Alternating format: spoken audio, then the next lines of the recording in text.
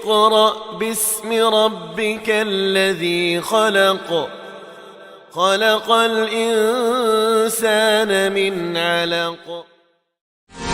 Tuan ingat keletah dulu-dulu ke surau lama untuk berguru sambil menjunjung Al-Quran di kepala.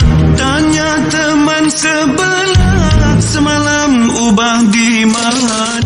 Huwal kitab wal nur, huwa tanzil wa ruh, huwal kalam wa dhikru wa shifaa. Hablullahi al-matin wa sahibul mu'min, huwal huda wal bayanul mubin. Al-Quran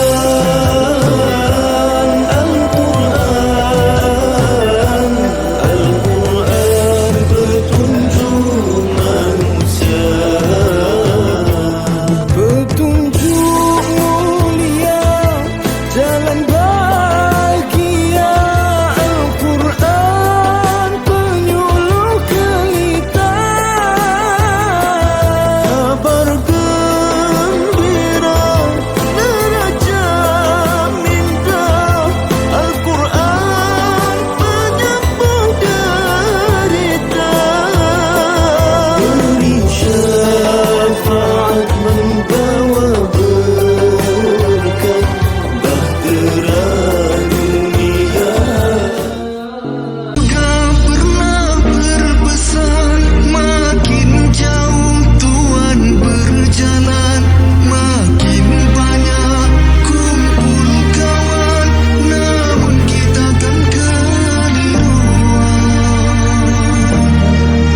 Kawan tak selamanya bersamamu, Al-Quran berteleku menunggu, bacamu kadang keras, kadang berlagu, dia akan tetap rindu.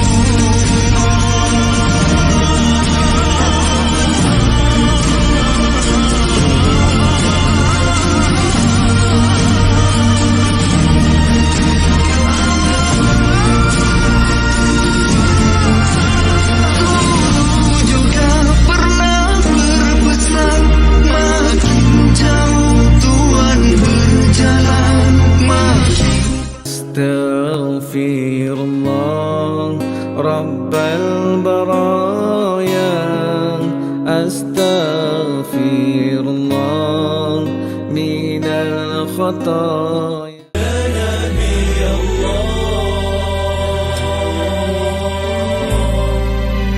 Ya Syafi'